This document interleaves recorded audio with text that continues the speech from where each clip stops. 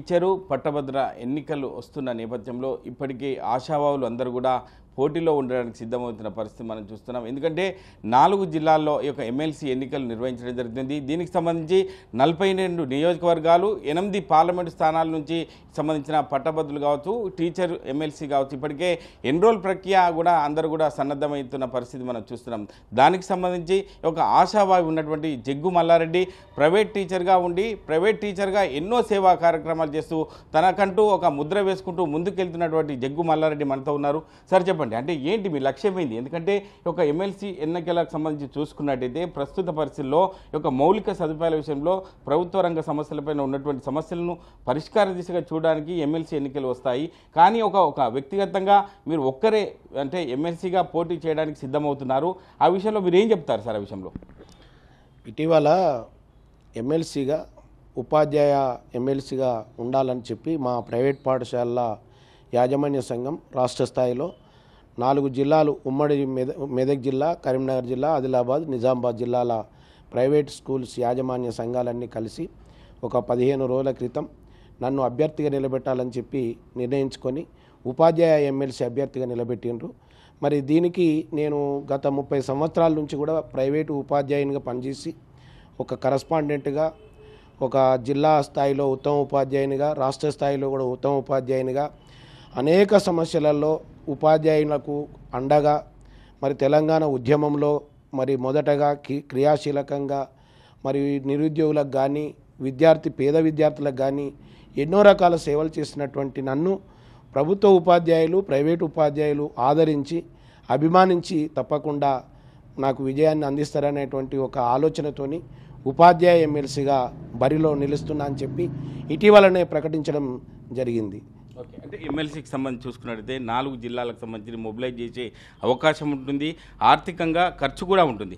ఆ విషయంలో ముందుకు ఎట్లా ఇస్తారు మీరు? అదే విషయము మా ప్రైవేట్ పాఠశాల యాజమాన్య సంఘాలు కూడా ఆలోచించి డబ్బే పరమావధి కాదు కదా, ఒక వ్యక్తిత్వం కావచ్చు, సేవారంగం కావచ్చు, వారు ఎంచుకున్నటువంటి ఒక ఉపాధ్యాయ వృత్తిని ఎన్నో ఏళ్ల నుంచి మీరు చేస్తున్నారు కాబట్టి 30 ఏళ్ల నుంచి చేస్తున్నటువంటి సేవా కార్యక్రమాలు మరి దాదాపుగా రాష్ట్ర స్థాయిలో పరిచయం ఉన్నాయి.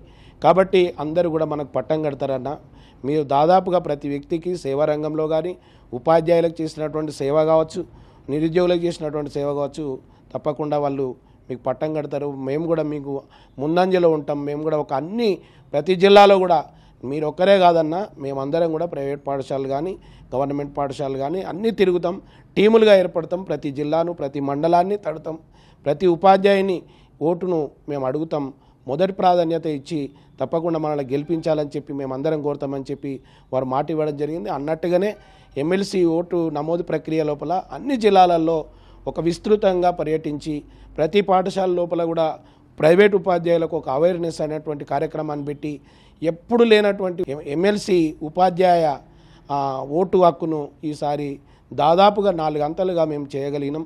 ఇప్పటికీ 6,000 పై చిలుకుగా ఇప్పటి వరకే చేసినాం. ఇప్పుడు గతంలో లేని 6,000 నమోదు ప్రక్రియను ఈసారి చేయగలిగినాం. ఓకే, అంటే ప్రభుత్వ రంగ సంబంధించిన స్కూళ్ళలో కావచ్చు, ఇటు ప్రైవేట్ రంగ స్కూల్లో ఎన్నో సమస్యలు పేరుకుపోయి ఉన్నాయి. అటువంటి విషయంలో మీరు ఎట్లా ముందుకెళ్తారు? తప్పకుండా ఉపాధ్యాయ సమస్యలతోని నేను గలమెత్తి చట్టసభలలో వినిపించడానికి ప్రభుత్వానికి మరి ఉపాధ్యాయులకు వారధిగా పనిచేస్తా, ఒక సేవకుడిగా పనిచేస్తా. అదే ప్రకటిస్తున్నా నేను ఇప్పటికి కూడా.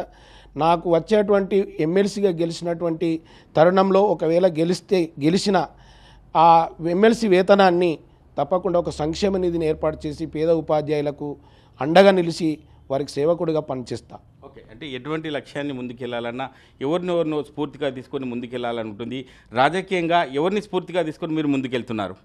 నేను అంటే చిన్నప్పటి నుంచి చదువుకుంటున్నప్పటికీ గురువుల యొక్క ప్రేరణ, గురువులు చెప్పినటువంటి విద్యాబోధన, లక్ష్య శుద్ధి గలుగ లక్ష్య సాధన గలుగు, గురుని విడవలదు గురుతుగా అంచి, మదికి దోచకున్న మాన్య గురుని చేరు, మాన్య గురుని బోధ మంచి చేయు, మాన్య గురుని బోధ మంచి చేయు.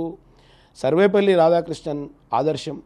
మరి ఒక సాధారణ ఉపాధ్యాయుడి నుంచి రాష్ట్రపతిగా ఎదిగినటువంటి ఒక ఆదర్శమూర్తి ఆయన్నే ప్రెసిడెంట్ ఆఫ్ ఇండియాగా ఎదిగాడు. ఒక ఉపాధ్యాయ వృత్తి నుంచి ఆయన్నే నాకు ఆదర్శం. ఆయన అడుగుజాడల్లో పయనించి విద్యార్థులకు కానీ ఉపాధ్యాయులకు కానీ ఒక సేవా కార్యక్రమాలు నెలకొల్పాలనే నా జీవితాశయం కాబట్టి ఈ ఉపాధ్యాయ ఎమ్మెల్సీగా బరిలో ఉంటున్నా. ఓకే, ఎన్రోల్మెంట్ సంబంధించి చూసుకున్నట్టే ఈ నెల 23 నుంచి డిసెంబర్ 9 వరకు ఎన్రోల్మెంట్ చేసుకునే అవకాశం ఉంది కాబట్టి ఓటర్లకు మీరు ఏం విజ్ఞప్తి చేస్తారు ఆ విషయంలో? దయచేసి ఇప్పటికైనా మొన్న ఇది నవంబర్ 6 నాడు ఓటు హక్కు లాస్ట్ అనేటువంటి సమయంలో కిక్కిరిసిపోయినటువంటి ఏది సెంట్రల్ అయినాయి, అట్లా కాకుండా ఇప్పుడే మొదలైనాయి, నిన్నటినే స్టార్ట్ అయినాయి. ఏది నవంబర్ 23 నుంచే మళ్ళీ డిసెంబర్ 9 వరకు. ఇంకా మిగిలినటువంటి ఎవరైతే ఉపాధ్యాయులు ఉన్నారో వారిని అందరినీ కూడా భుజం తట్టి వారిని అవేర్నెస్ పెంచి ఇంకా కూడా వేల సంఖ్యలో చేద్దామని మా అందరం కూడా మా ప్రైవేట్ పాఠశాలల వల్ల యాజమాన్య సంఘం ఒక టీములుగా ఏర్పడడం, నిన్న నుంచే ప్రారంభించడం నమోదు కార్యక్రమాన్ని మళ్ళీ అవగాహన కార్యక్రమాలను మొదలుపెట్టాం. ఓకే, అంటే ఎవరు కూడా ఎమ్మెల్సీగా పోటీ చేస్తున్నారు, గెలవాలనే సదుద్దేశంతో ముందుకెళ్తారు. మీరు చివరగా గెలిచే అవకాశం ఎట్లా ముందుకెళ్తారు మీరు చివరగా? తప్పకుండా గెలుస్తా. నేను పేదోడిగా ఉన్న ఫస్ట్ చిన్నప్పటి నుంచి కూడా పేదరికంలో బతికిన తర్వాత ఒక ఉపాధ్యాయునిగా ఎదిగిన తర్వాత ఒక విద్యా సంస్థను నెలకొల్పిన తర్వాత సేవకునిగా వచ్చిన రాష్ట్ర స్థాయిలో పరిచయాలు పెంచుకున్న మరి ఇన్ని రకాలుగా సేవ చేసినటువంటి వ్యక్తిని వాళ్ళు తప్పకుండా ఎంచుకుంటారు. నేనే గెలుస్తా 100% కానీ ఒక నమ్మకాన్ని కూడా కలిగి ఉన్నా.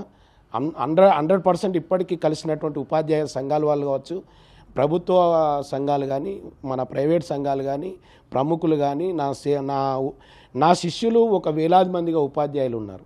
నేను పనిచేసినటువంటి తరుణంలో కానీ నేను నెలకొల్పినటువంటి విద్యా సంస్థలో చదువు చెప్పిన వాళ్ళు కానీ దాదాపు 4 ఉమ్మడి జిల్లాలలో 1,000 మంది ఉపాధ్యాయులే ఉన్నారు. వాళ్ళు కూడా కంకణం కట్టుకున్నారు. అలాగే మరి ప్రముఖుల యొక్క ఆశీర్వాదాలు కూడా ఉన్నాయి, రాజకీయవేత్తల ఆశీర్వాదాలు ఉన్నాయి, అందరి ఆశీర్వాదాలు ఉన్నాయి. కాబట్టి నేను తప్పకుండా విజయాన్ని సాధిస్తా ఎమ్మెల్సీ. అంటే పట్టభద్రులకు సంబంధించి చూసుకున్నట్టయితే టీచర్ ఎమ్మెల్సీ కావచ్చు, పట్టభద్రులకు ఆర్నిషలు కష్టపడుతూ విద్యారంగ సమస్యలపై ఆర్నిషలు కష్టపడుతూ ముందుకెళ్ళినటువంటి వ్యక్తిని ఒక సామాన్యునిగా నేను ముందుకు వస్తున్నా, ఖచ్చితంగా నన్ను ముందుకు తీసుకెళ్ళాలి, ఎందుకంటే పేరుకపోయినటువంటి సమస్యలపై దృష్టి పెట్టి రాబోయే రోజుల్లో నేను తీర్చడానికి నేను సైతం అంటూ ముందుకెళ్తా అని చెప్పి ఒక ఎమ్మెల్సీ అభ్యర్థిగా బరిలో ఉండడానికి ఆశాభావమైనటువంటి జగ్గు మల్లారెడ్డి చెప్తున్నారు. కెమెరామెన్ నెల్లూరుతో మహేష్, RTV, సిద్దిపేట జిల్లా. మరిన్ని వీడియోస్ కోసం ఛానల్ ని సబ్స్క్రైబ్ చేయండి. లేటెస్ట్ అప్డేట్స్ కోసం వాట్సాప్ ఛానల్ ని ఫాలో అవ్వండి. ఆ లింక్ డిస్క్రిప్షన్ లో ఉంది.